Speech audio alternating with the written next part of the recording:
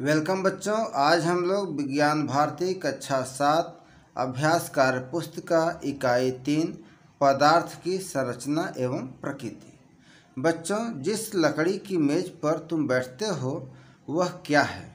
क्या वह पदार्थ है?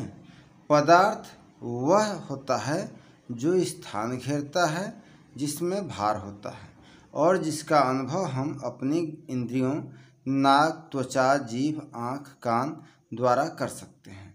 पदार्थ की 3 अवस्थाएं ठोस, द्रव व गैस होती हैं। वायु को हम आँखों द्वारा नहीं देख सकते, परंतु उसका अनुभव हम हिलते हुए पत्तों को देखकर कर सकते हैं। आओ अब इसको हम एक प्रयोग द्वारा समझते हैं। यहाँ पर आप देख रहे हैं कि एक तुला है, इसमें जो है फूला हुआ गुब्बारा है और यहाँ पर पिचका हुआ गुब्बारा है। तो आप देख रहे हैं कि फूला हुआ गुब्बारा नीचे की तरफ झुका है और पिचका हुआ गुब्बारा ऊपर उठा है ना। अब प्रश्न है कि एक पतली सी लकड़ी की डंडी के सिरों पर एक तरफ पिचका हुआ तथा दूसरी तरफ फूला हुआ गुब्बारा धागे की सहायता से बांधकर लटकाइए। डंडी के बीचों बीच एक धागा और लगाइए, जैसे तराजू को बनाते हैं। देखिए क्या होता है। अब नीचे लिखे हुए प्रश्नों का उत्तर दीजिए। अ है, क्या हवा में भार है? तो हाँ, भार है। ब, क्या हवा स्थान घेरती है? हाँ। तो यहाँ पर हम लोग हाँ भरे हैं, ठीक है। अब दूसरा है, अपने आसपास की वस्तुओं को ठोस, द्रव और गैस के आधार पर वर्गीकृत कीजिए। तो ठोस जो है हमारे आसपास क्या क्या है? पुस्तक है, मेज है, कुर्सी है। इसी तरह से द्रव, तो द्रव के रूप में दूध है, पानी है, तेल है। गैस तो धुआं, हवा और जल वाष्प, ठीक है। प्रश्न 3, सामान्यतः पदार्थ की 3 अवस्थाएं होती हैं, ठोस, द्रव तथा गैस। इन तीनों अवस्थाओं में इनके अणुओं के मध्य एक आकर्षण बल कार्य करता है, जिसे अंतरा आणविक बल कहते हैं। यह बल ठोस में सबसे अधिक, द्रव में उससे कम तथा गैस के अणुओं में सबसे कम होता है। आओ करके सीखें। आवश्यक सामग्री कांच अथवा प्लास्टिक या पारदर्शी कटोरी, गिलास, भगोना, पत्थर, पानी तथा धूप बत्ती आदि। अब यहाँ पर चित्र ए के अनुसार एक छोटे पत्थर के टुकड़े को कटोरी, गिलास तथा कटोरे में बारी बारी से रखते हैं।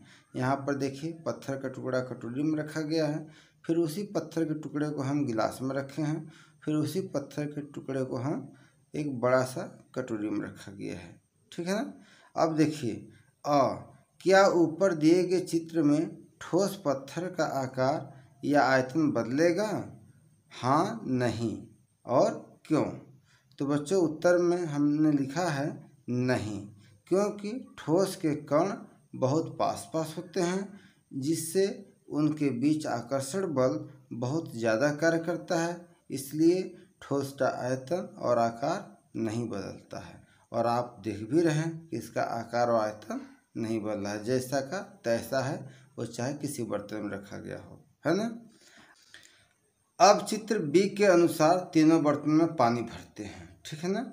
यहाँ कटोरी में पानी भरा गया है और फिर यहाँ पर गिलास में पानी भरा गया और फिर यहाँ पर एक टब है, टब में पानी भरा गया, ठीक है।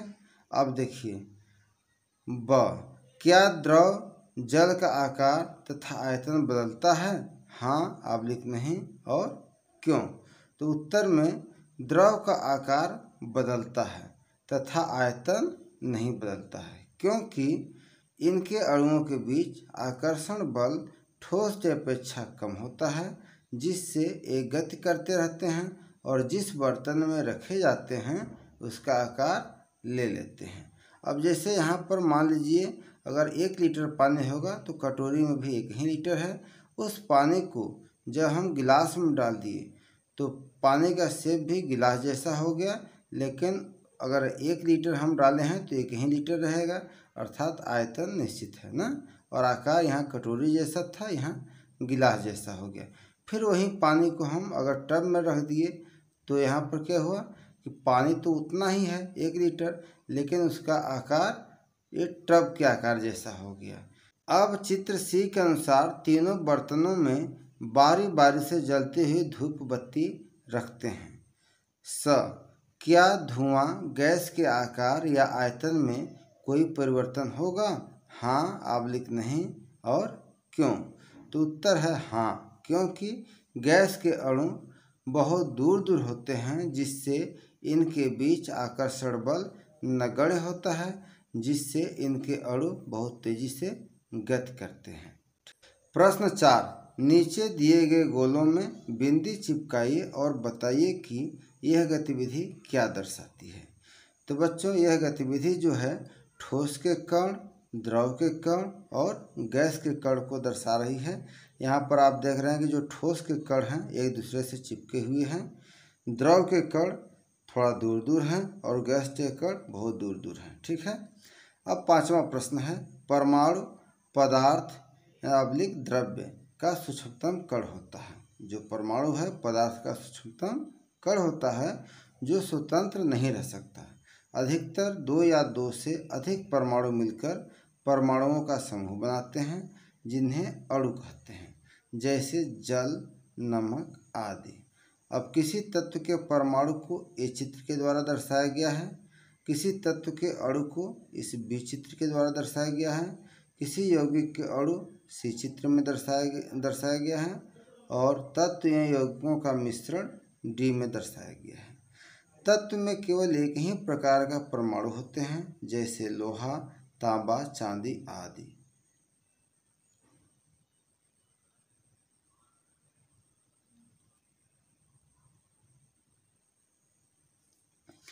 तत्व में केवल एक ही प्रकार का परमाणु होते हैं, जैसे लोहा, तांबा, चांदी आदि।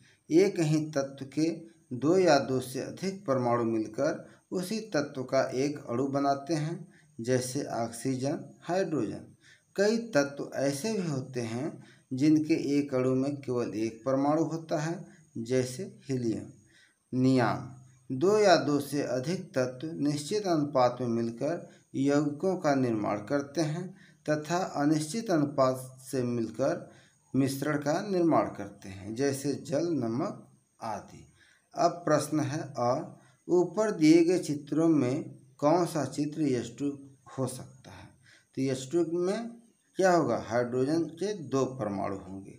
तो हाइड्रोजन का 2 परमाणु, जैसे देखिए यहाँ 2 परमाणु दिखाए गए हैं ना, तो ये बी चित्र हो सकता है। ठीक है।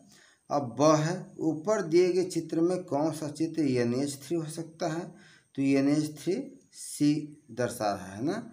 यहाँ पर देखिए N है बीच में और 3 ठे हाइड्रोजन परमाणु है, तो ये NH3 हो सकता है। अब अगला स, नीचे दिए गए चित्रों के अणुओं को देखकर बॉक्स में उनका फार्मूला बनाइए। यहाँ पर आप देख रहे हैं कि बीच में O है और किनारे किनारे 2 ठे हाइड्रोजन है ना, तो ये हो गया H2O। ठीक है। यहाँ पर आप देख रहे हैं कि ऑक्सीजन के 2 परमाणु हैं और कार्बन का 1, तो ये हो गया CO2। ठीक है।